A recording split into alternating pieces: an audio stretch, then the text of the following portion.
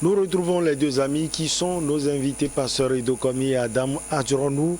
L'Union européenne a décidé lundi d'arrêter ses missions de formation et d'entraînement de l'armée et de la garde nationale au Mali, mais va rester au Sahel et se déployer dans les pays voisins, a annoncé le chef de la diplomatie européenne.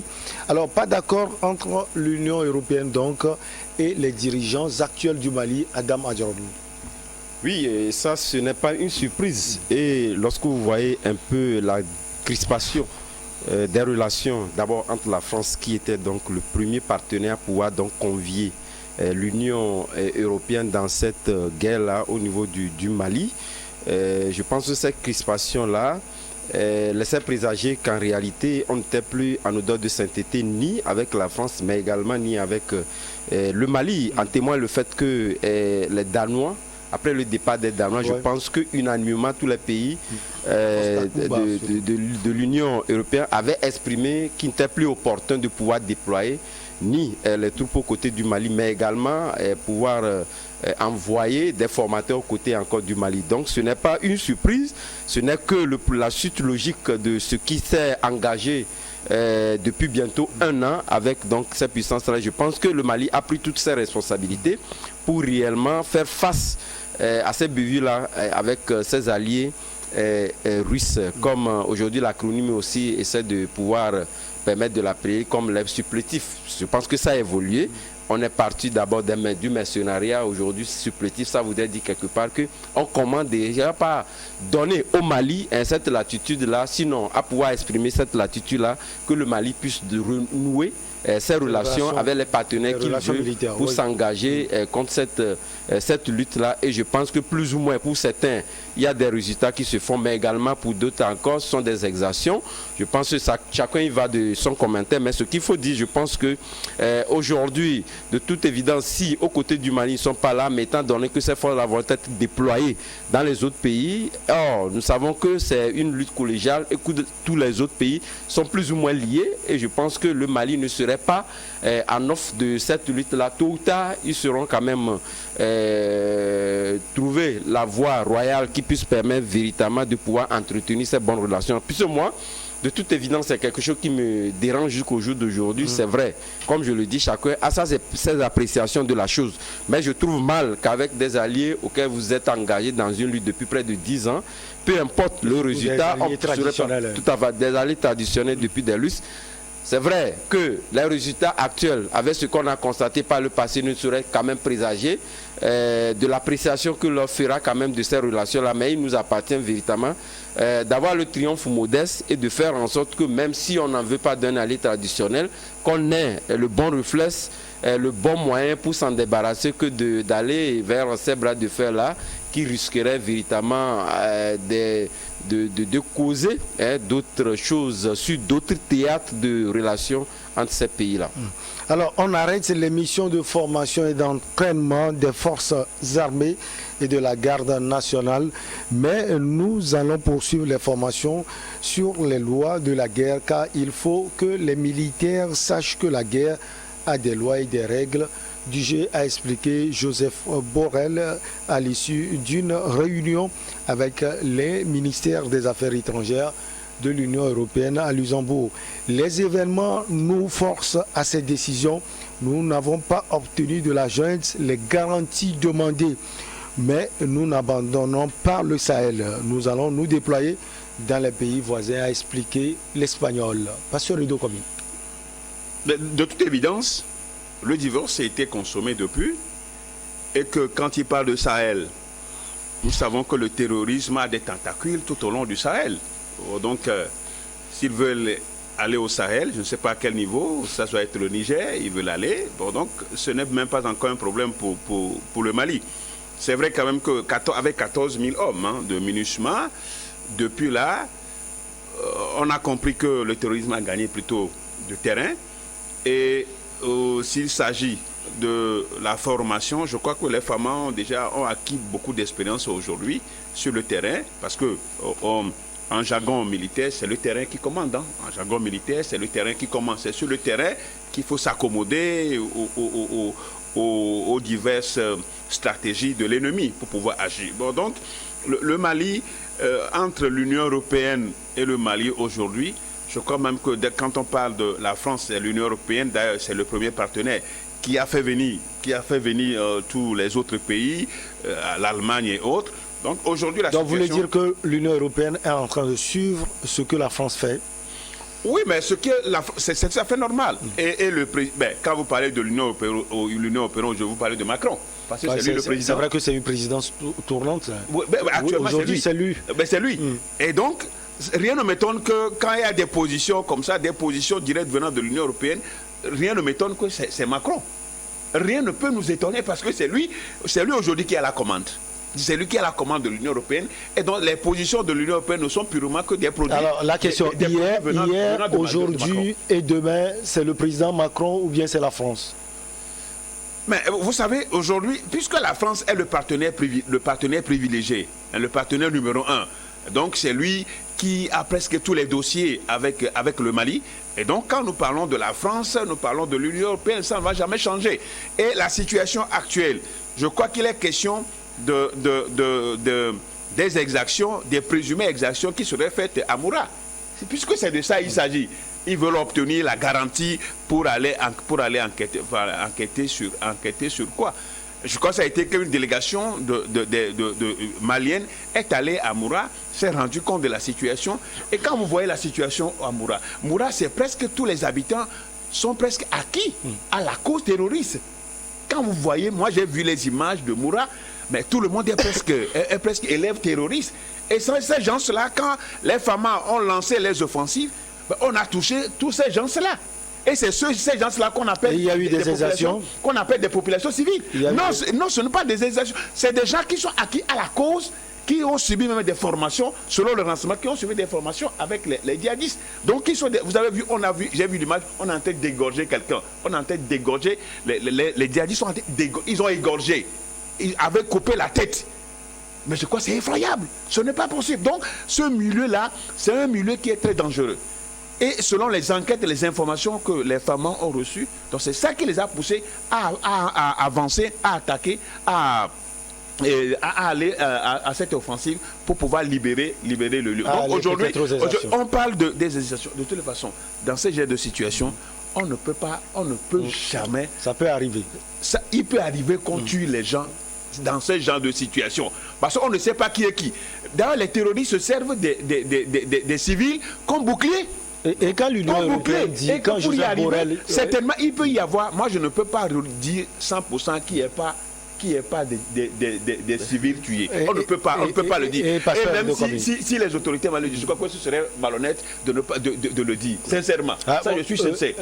Elles disent qu'il n'y a pas des actions. Non, je ne dis pas qu'il n'y a pas des actions. Il doit y avoir des sites. Les exactions, c'est des camps où tu de manière extrajudiciaire les gens dont on parle. Mais certainement, il doit y avoir des gens qui sont tués par rapport à cette quand Joseph Borrell dit qu'il n'y a pas d'accord entre l'Union européenne et les dirigeants actuels du Mali, qu'est-ce qu'il veut dire par là? Je crois qu'il n'y a pas de problème. Aujourd'hui, il y a des accords. Quitter le Mali est la seule option. Quitte le Mali et laisse le Mali aux Maliens pour donner l'espace. Il faut libérer les espaces aux Famas. Je crois même que c'est une confusion. L'existence encore des forces onusiennes et autres là, ça sème de la confusion. Ça ne permet pas aux Famas de pouvoir se mettre en veille pour qu'on sente ce qu'ils sont. Parce que on sent que c'est des forces de blocage. Les MINUSMA, c'est des forces de blocage. Ne donnent pas tellement le terrain, l'espace aux Famas de pouvoir s'exercer. Donc, il faut qu'elles quittent et libèrent l'espace aux Famas. Mais c'est un point, un trait. Il n'y a même pas à discuter. Il y a même pas après la France, c'est toute l'Union européenne qui quitte. Oui, mais certainement, peut-être maintenant, est-ce qu'ils quittent avec, naturellement, peut-être, ce n'est pas seulement la coopération militaire, ils avaient déjà estimé qu'il n'aura pas d'accompagnement, d'accompagnement des aides au Mali, tout ça là, mais à l'impossible, nul est tenu. Donc les Maliens ont pris leur destin en main, il faut les laisser faire. Et j'ajoute que le secrétaire général des Nations Unies a reconnu l'avancée, a reconnu les efforts. Dans une intervention, le secrétaire général des Nations Unies a reconnu que les femmes sont en train quand même de faire un très bon boulot par rapport aux djihadistes. Donc c'est déjà un point. Et là, sur ce point, on peut apprécier le secrétaire général de l'ONU, Pasteur Edo. Oui, mais parce qu'il a dit la parce qu'il a donné la situation exacte sur le terrain. Mais pour les présumées exactions, je crois que les organisations internationales, nos collègues en font de trop. Nos collègues en font de trop. Des témoignages par ici et par là. Je le dis encore, il peut y avoir des innocents tués pendant ces genres d'offensives. Mais parler des exactions, comme si les FAMA étaient allés juste pour tirer sur les populations civiles. Ça, vous n'êtes pas d'accord? Non, non, non. Alors, il y a un problème aussi qui est évoqué à Dame Adjronou, c'est la présence, les gens parlent d'instructeurs russes, d'autres du groupe Wagner ou de mercenaires.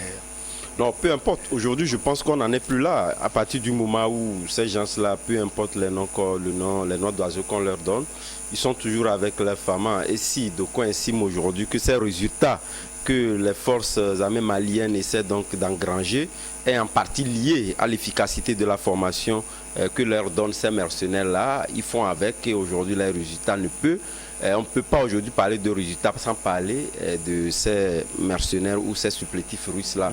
Mais ce qui est important, je pense que lorsque nous regardons un peu, nous analysons la situation dans cette localité-là qui retient un peu l'attention, il faudrait quand même qu'on puisse être objectif, pour la simple et bonne raison que lorsqu'on dit que c'est une localité où nous avons des djihadistes qui viennent donc collecter des taxes, ça veut dire quelque part que l'État n'y vient pas. Quelque part, c'est une population qui est plus ou moins acquise à la cause djihadiste.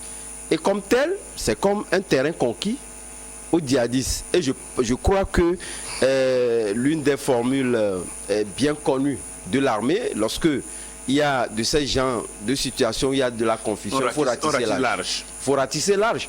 Et donc, si aujourd'hui, tout à fait, et ce tri-là sont liés aux femmes, etc. Mais lorsque nous avons des hommes qui sont acquis donc à la cour djihadiste, on fait quoi? Il faut les laisser comme ça, parlant donc des civils, etc. Moi, je n'y crois pas. Je pense que cet amalgame-là ne doit pas avoir sa raison d'être. Il faudrait véritablement qu'on puisse être rationnel dans les analyses, dans les propos que nous faisons.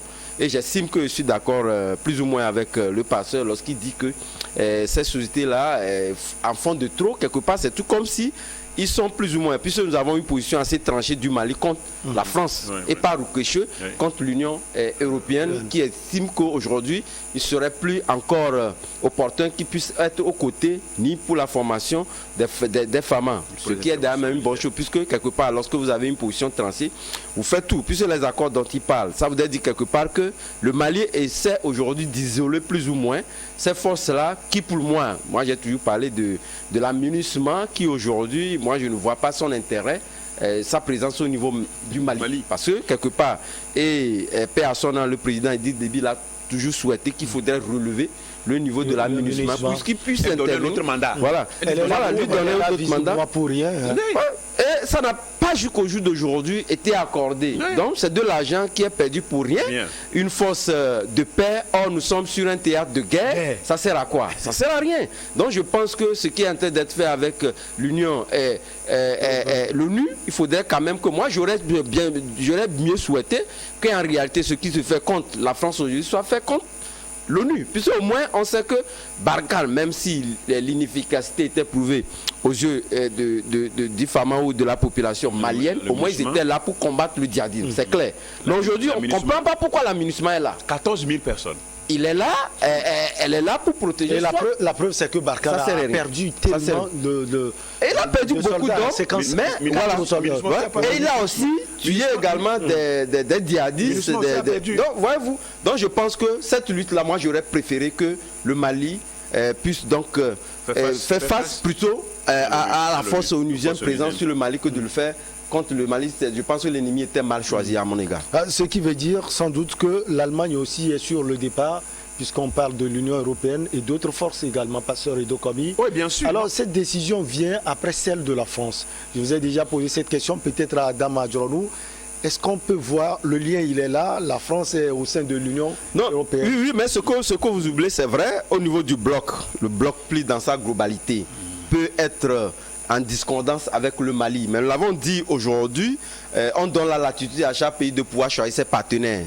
Le Mali a des partenaires au sein de l'Union européenne qui peuvent estimé unilatéralement accompagner le Mali. Ça, c'est un autre accord. Ça n'a rien à voir avec l'accord qui lie l'Union européenne avec le Mali. C'est l'accord bilatéral entre pays et pays peut quand même advenir. Pourquoi pas si demain le Mali estime avoir de la coopération bilatérale avec les douaniers ou avec l'Allemagne, ce sont des coopérations État entre États. Ça n'a rien à voir avec l'Union européenne qui peut plus ou moins influencer, étant donné qu'il estime que voilà, il y a des pays qui ont été donc un peu pris en porte-à-faux ou pratiquement minimisés, puisque vous savez, nous les pays africains, quoi qu'on dise aujourd'hui, nous avons cette souveraineté-là, mais qui est un peu biaisée au regard de cette puissance occidentale-là, qui peut, l'Union européenne peut plus ou moins accepter, mais avec une puissance comme l'Allemagne, qui est le numéro 1 de l'Union européenne, serait très difficile de pouvoir véritablement influencer jusqu'à aller de telle enseigne à dire que le Mali ne peut pas tisser des relations bilatérales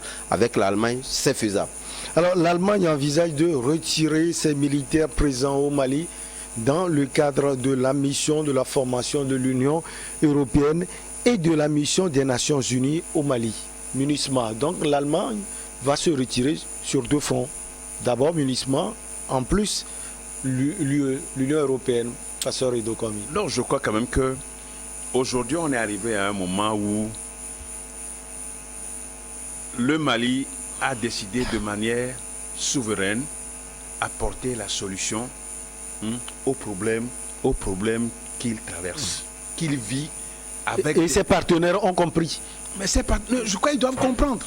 Nous avions parlé tout à l'heure de 14 000 hommes sur un terrain, mais qui n'arrivent pas à influencer les djihadistes, à aller jusqu'au bout des djihadistes. Moi, je sais qu'ils vont même jusqu'à entretenir. Hein. Donc c'est comme si l'ONU est complice, mais c'est ça son mandat.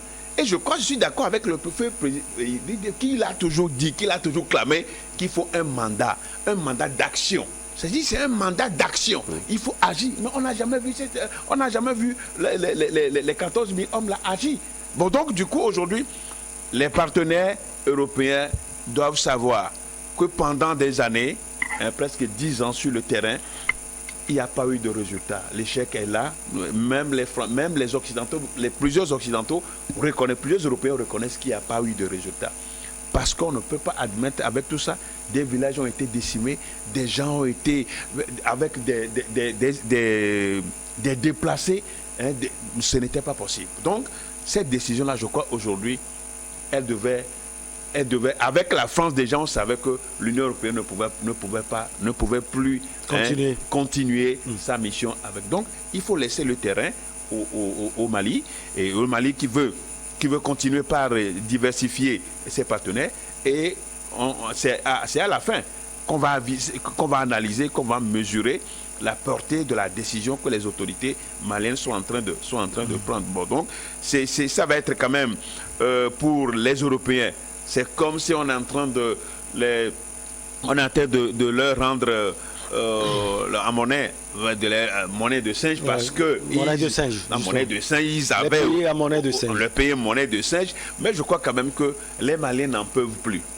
Les Maliens sont fatigués et veulent maintenant sont en train de prendre leur destin, que ça soit compréhensible de la part de l'Union européenne. Alors si c'est ainsi, Adam Adjorno, on peut dire que le format malien est aux antipodes de celui centrafricain. Oui, ça ne peut être le cas, parce que d'abord, lorsque nous prenons en termes d'effectifs aujourd'hui de la force onusienne mobilisée au niveau du Mali, vous verrez véritablement que ça n'a rien à voir. Et cela s'explique également par la grandeur de l'étendue malienne. Et ce format-là, vous savez, ça crée un peu de l'embouteillage. Heureusement que le Mali essaie de trouver la formule qu'il faut, en insistant sur le fait qu'ils soient au niveau de la MINUSMA, les forces européennes qui sont aujourd'hui, c'est vrai que c'est annoncé, mais ils ne sont pas partis, pour le survol de les appareils sur le ciel malien. Il faudrait quand même qu'il y ait accord du Mali pour éviter qu'on puisse faire des comptes rendus inadaptés à ce qu'ils sont en train de faire aujourd'hui. Donc je pense que si le Mali n'eût été le fait que, en tout cas jusqu'au jour d'aujourd'hui, ce n'est pas prouvé en termes des actions liées à ces mercenaires russes-là qui sont là, mais de toute évidence aujourd'hui, je pense que ces fautes d'embouteillage-là, lorsqu'ils quitteront et que le Mali essaie véritablement donc de renforcer ces liens, d'abord bilatéral avec d'autres pays qui souhaiteraient véritablement s'engager avec un nouveau accord entre le Mali et ces pays-là permettra véritablement d'avoir de la place. Est-ce que c'est permis militairement quand on voit déjà les Russes qui les accompagnent dans les moments les plus hardis? Est-ce que justement ces Russes vont accepter d'autres partenariats? Non, de toute façon, ça dépend des thèmes. Non, ça dépend des thèmes de l'accord. Puisque l'intérêt aujourd'hui, c'est le Mali qui a intérêt aujourd'hui à pouvoir libérer son territoire des djihadistes qui sont là. C'est ce à quoi il s'agit. Donc ça dépend des termes, des accords. Mais je ne pense pas que les forces russes puissent opposer, disons, leur desiderata au Mali. Quoi qu'il en soit, c'est eux qui sont preneurs, c'est eux qui sont demandeurs. S'il arrivait éventuellement qu'aujourd'hui, et d'ailleurs on nous dit que c'est en contrepartie, des sommes d'argent que le Mali débloque. Si le Mali arrivait aujourd'hui à dire que voilà, nous sommes arrivés à un moment où je ne pourrais pas, il faudrait quand même qu'on redéfinisse les thèmes de nos contrats ou pratiquement que vous pliez bagage compte tenu du fait que j'ai trouvé d'autres partenaires qui ne me coûtent pas assez cher. Je ne crois pas que la Russie puisse aujourd'hui dire que non. Ça ne peut pas coûter à Assimi Goïta, vous êtes sûr? Non, bon, coûter quoi? Je ne crois pas que cela puisse lui coûter aujourd'hui. D'ailleurs, même plus ou moins, si même nous n'avons pas les éléments pour l'apprécier, il a l'assentiment de la population malienne lié au fait qu'aujourd'hui les résultats sont là. Ce que veut la population malienne aujourd'hui, c'est de vivre dignement et de vivre en paix.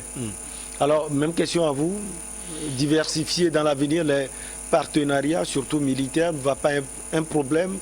Non, diversifier le partenariat, ça ne veut pas dire que unilatéraliser, c'est pas dire faire de telle sorte que Russie seule reste. Il y a d'autres partenaires, il y a la Turquie qui est là. Peut-être la Chine. Bon, peut-être la Chine. Bon, donc je crois quand même que ce qu'il y a aujourd'hui, c'est qu'il faut gagner en temps. Avec ces partenaires-là, on a beaucoup d'éléments, on peut gagner en temps. Que de se donner, de s'appétentir seulement sur la Russie, cela va prendre du temps et que peut-être que les terroristes vont se réorganiser. Bon, donc je crois quand même que là où on est aujourd'hui, il faut marquer les djihadistes au pas. Il faut les marquer jusqu'au dernier retranchement pour libérer le territoire malien. Et je crois que la mayonnaise est en train d'être prise, ça prend, et on ne peut qu'encourager les autorités maliennes à aller de l'avant, mais tout en étant très prudent parce que ils se font beaucoup, enfin il faut le dire, ils se font beaucoup d'ennemis. Hein, certainement, ils se font beaucoup d'ennemis. Hein, en rompant la coopération. Enfin, ce n'est pas eux qui rompent, mais aujourd'hui, c'est l'Union européenne qui décide de partir par rapport de n'avoir pas eu de garantie pour aller enquêter à Moura. Bon, donc c'est eux qui décident maintenant de partir. Sinon, on ne leur a pas dit de partir en termes de relations bilatérales, mais s'ils décident, mais les autorités maliennes vont prendre acte de ces situations et rapidement trouver d'autres partenaires pour suppléer, hein, pour combler le vide que les instructeurs allemands vont laisser sur le terrain. Ouais, Adam, on va voir en quelques minutes ce prisme également, le Mali sous sanction, surtout financière. Comment le Mali peut arriver à peut-être à payer ceux qui arrivent à l'aider, les instructeurs russes et autres? Si ce n'est pas l'argent, c'est peut-être les ressources du Mali? Non, nous parlons d'un État, nous ne parlons pas d'un individu. Quoi qu'il en soit, de toute évidence, si même je pense que cette coopération-là est liée à une situation pécuniaire, étant donné que c'est un État et il y a toujours la continuité de l'État, je pense que tout dépend des thèmes des contrats que vous êtes signé, mais également vous pouvez réellement aussi faire attendre un partenaire que vous avez pour éviter que cette difficulté-là ne vous rattrape et créer des situations assez subversives qui seront difficiles donc à soutenir par le Mali. De toute évidence, nous parlons de la Russie qui également intervient sur d'autres théâtres pour accompagner également financièrement, même si nous savons que la Russie n'est pas cette puissance-là qui a véritablement des ressources pour accompagner tel État, mais il fait de son mieux. Nous savons quand même qu'il a des ressources, nous parlons du blé, nous parlons de beaucoup de choses, mais également, le Mali également a des ressources, même s'il n'a pas de ces ressources-là financières, et là, c'est là où ça fait beaucoup mal.